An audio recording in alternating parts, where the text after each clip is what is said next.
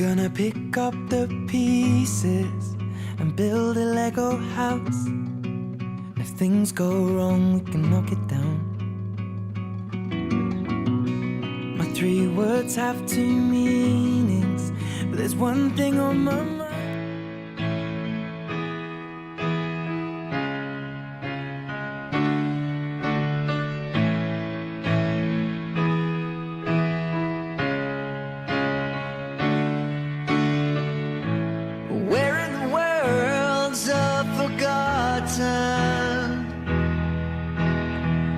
They're lost inside your memory. You're dragging on, your heart's been broken. As we all go down in history. Where in the world did the time go? It's where your spirit seems to roam, like losing faith to our abandon, or an empty hallway from a broken home. Well, don't look away from the arms of a bad dream. Sometimes you're better lost than to be seen.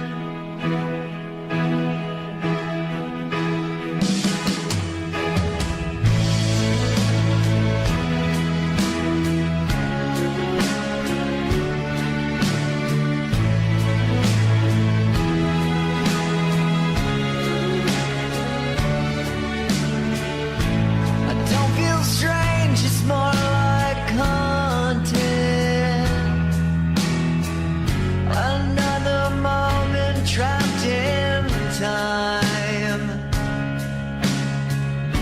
I can't quite put my finger on it, but it's like a child that was left behind.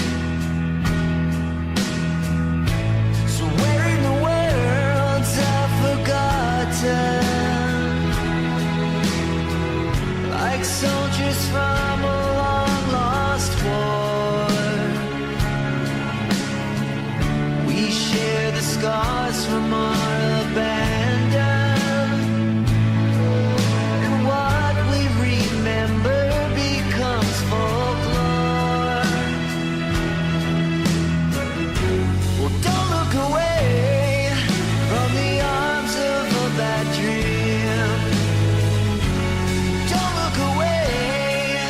Sometimes you're better lost than to be seen.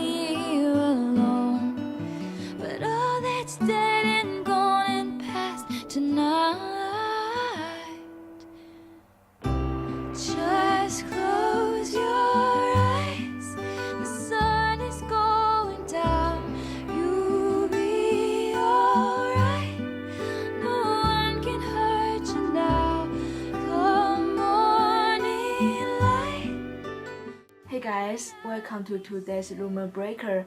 I'm today's host Hsiang-Hua, and I hope all of you enjoy the story of awesome Bobby. I know that there are a lot of kids or teenagers in the state of Idaho or even just around the country are facing the same dilemma like awesome Bobby. That's why today we are going to talk about safe zone and also talk about what is safe zone and why it's important to have safe zone in our schools, no matter it's junior high, high school, or college. And also, we have 4 amazing people are going to participate in this video that they will share their thoughts and amazing insights about safe zone and their passion about helping kids.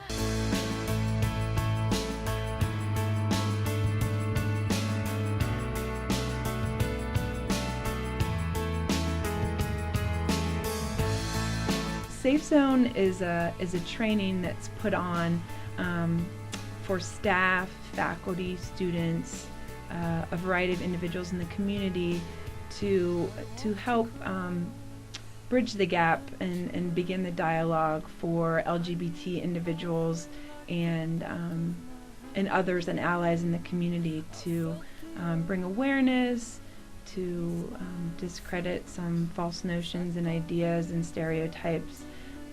And it's a form of advocacy as well of what can you do as an ally, as well as exploring some of your experiences if you do identify as a LGBTIQ individual.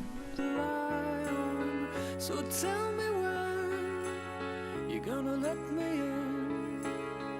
I'm getting tired and I need somewhere to begin. It's important just so people know who they can go to if they need to talk to somebody. I think sometimes it's hard to know if somebody is going to be safe for them, if it's going to be somebody who will accept them and support them, or if it's going to be somebody who will condemn them or try to convert them.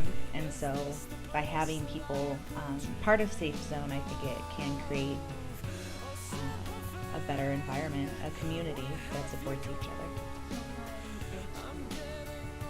Well, that's where I spend all my time, and that's how it is for most college students. They spend a lot of time here.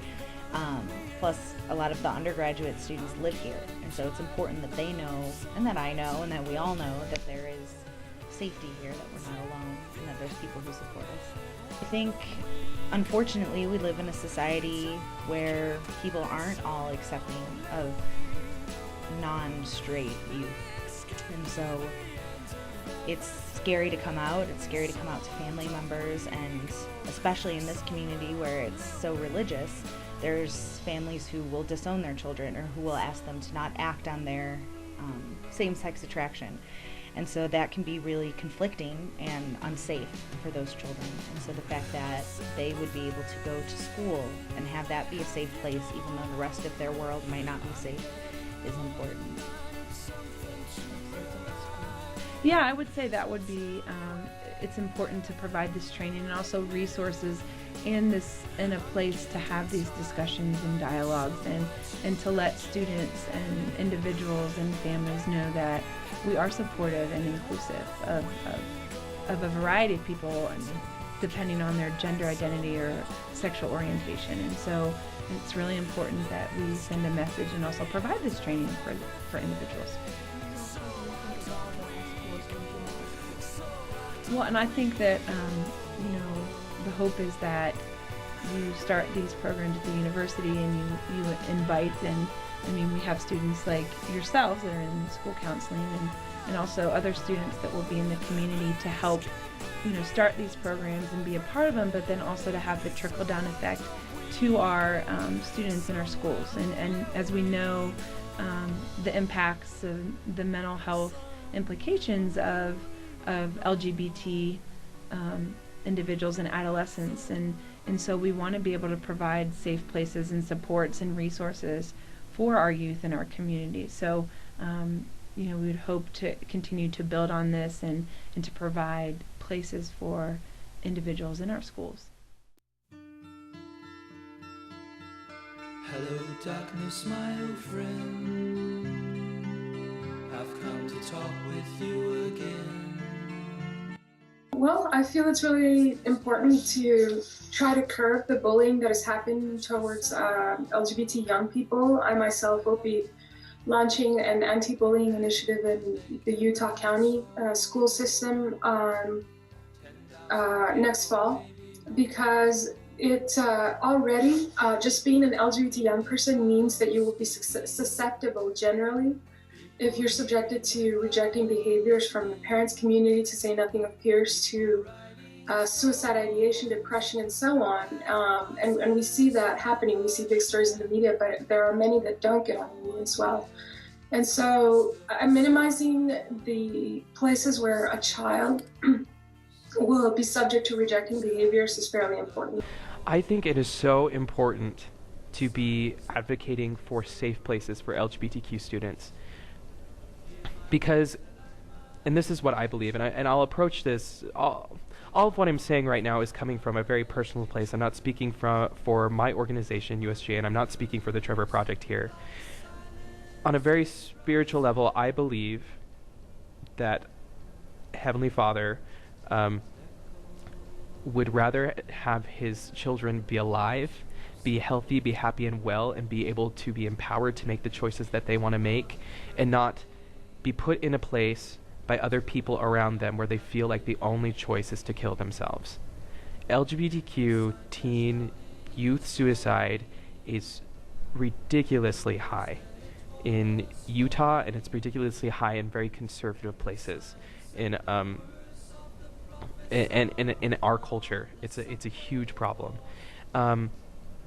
So whether or not a safe zone sticker will rankle some feathers and make some of our community upset that we are putting a sticker out there that says this is an LGBTQ friendly zone, frankly, that to me is very selfish. To say, I am not okay that there are homosexual people here who need help, and I don't agree with that, so therefore they shouldn't receive that or know that that help is available. That to me is a very selfish thing to say, because what you're telling these people is that they're not worthy of help, and then that puts people in a place where suicide becomes an option. And there are people in our community, in the Mormon community, and in conservative communities at large, where the silence around this issue will cause people to back into a place where they will believe that suicide is the only option for them. Things like safe zone stickers, things like the Trevor Projects, things that advocate safe places for LGBTQ people to be empowered to make their own decisions, saves lives. And that's why I think the advocacy is so important. I think it's great. I think people's arguments against it would be that it promotes this lifestyle and make children be gay. And unfortunately, for those people who have that argument, it's not a choice. And so it's not something that kids are going to be able to be like, oh, now I'm going to do that. Just like the little gay kids aren't able to be like, never mind, I'm just going to be straight. And so I think it's really important that there is safety and that people have places to go. Otherwise, that's when you see, you know, all these little kids and teenagers and young adults committing suicide because they feel like there is nowhere they can turn to. And if they have somewhere where they can turn, and it's a place that asks them to be anything different than who they are, then it worries me. And so this makes me feel a little bit better that kids might not get to the point where they feel like they don't want to be alive anymore, simply because they want or they are attracted to people who are the same gender. And the people bowed and prayed to the neon god they made, and the sign flashed out its warning. It's just encouraging people to speak their voice and to support. You know, I think one thing with the safe zone training, and even for advocacy of any organization, and with the LGBT organization, is, gosh, if I say I'm a supporter, people are going to assume that I'm gay or lesbian, and in a town where you're not protected of where you live or your job, maybe I could be fired or kicked out because I'm hanging out with a friend that might identify as bisexual or gay, and somebody might assume that that's me, and there's no laws to protect me either.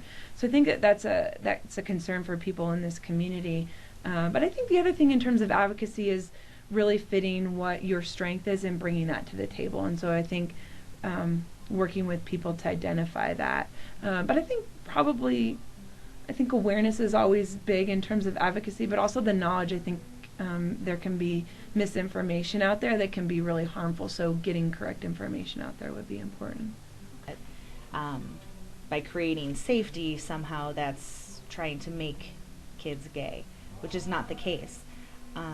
But I think that's going to be the biggest thing that people are going to run up against, is people, ignorant people, uneducated people, feeling as though having a place for kids to go who can be themselves and talk and, you know, create community is somehow going to be an affront against other students, which is not the case. And so that's why I chose the words, you know, uneducated or ignorant.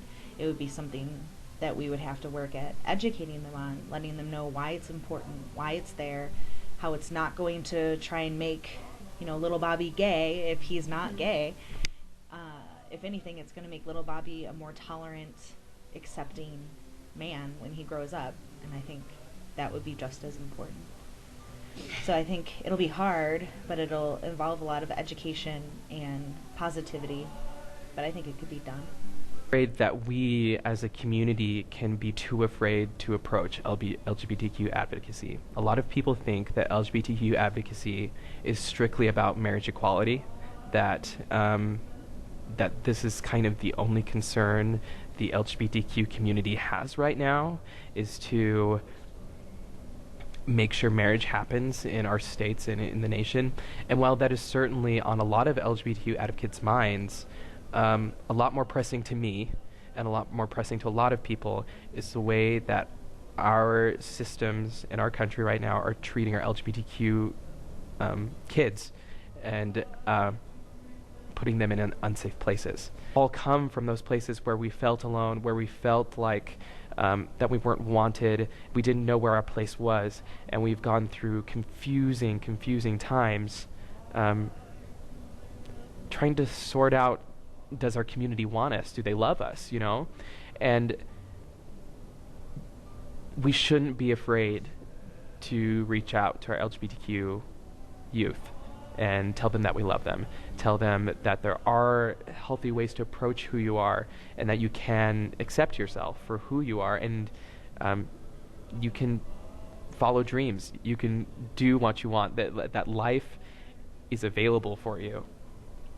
And I think that is our biggest problem with LGBTQ advocacy right now, is that when we bring forth a piece of LGBTQ advocacy, when we say, here is Safe Zone, will you put up the sticker in your counselor's office, or will you, or is this something that our school would be interested in? And they go, well, LGBTQ, that must mean marriage equality, and oh, we have a religion in our community that doesn't support marriage equality, oh, we're going to cause problems. I don't think it's going to go there. I think it's going to go to a place that will save a lot of lives.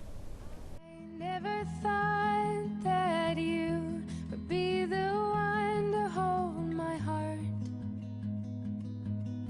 but you came around.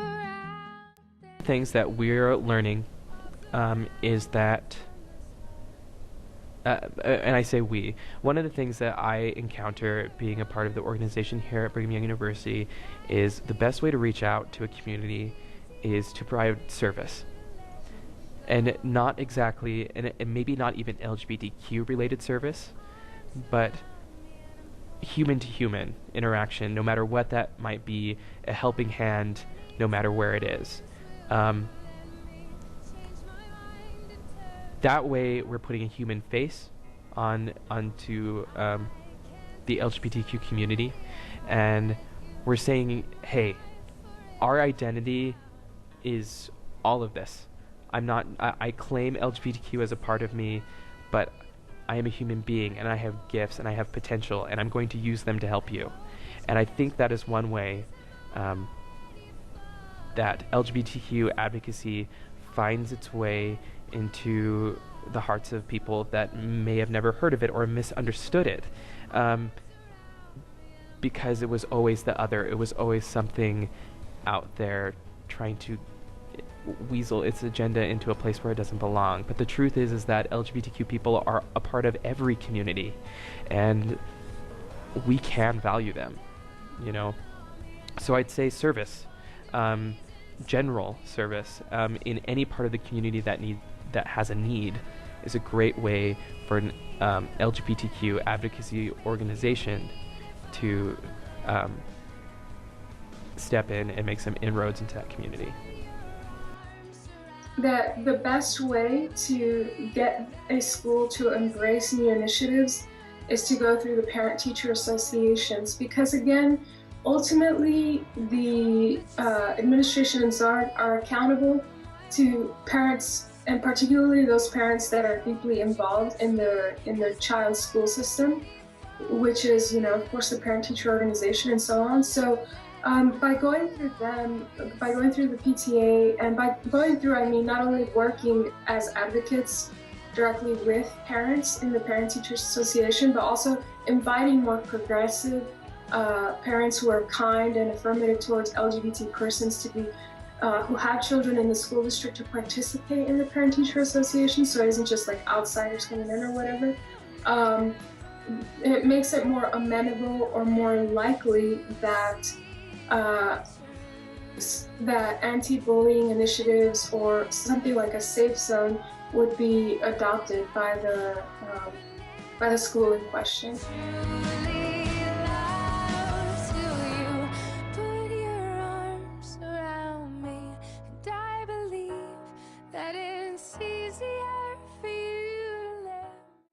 I find safety in my inner circle of family and friends. I feel safe with students and colleagues that I work with that can accept all parts of me, and I don't live in fear of being kicked out of my house or of my job. And I think that's why I'm passionate about Safe Zone, is because I have privilege that other people don't have. And so with that comes sadness and some guilt and also motivation to move forward and to provide safe places for people that may not feel safe in their life. To me is knowing that nobody's going to attack me or condemn me or politely tell me that they accept me, but then go and support legislature or religious leaders or politicians or whatever that condemn me or try and take away my rights or refuse to give them to me in the first place. And so safety is somebody who has my back and lets me know that I'm okay, and they support me, and it's a sense of knowing that for the time that I'm with that person, I'm safe. I'm okay. Safe to me is when I can walk into my counselor's office, or I can walk into a classroom, or I can walk into any place in my community and know that I, as a gay man, will be respected here, that I will not be physically, emotionally, or mentally harmed in this space, and that people here will respect my identity and at least reach out, even if maybe they don't agree on a religious level, but they can reach out and try to understand. Safe to me requires an amount of knowledge, amount of experience, and amount of understanding. And so to create safe places, we have to reach out to those things that are unknown to us and begin to figure it out, begin to ask the questions.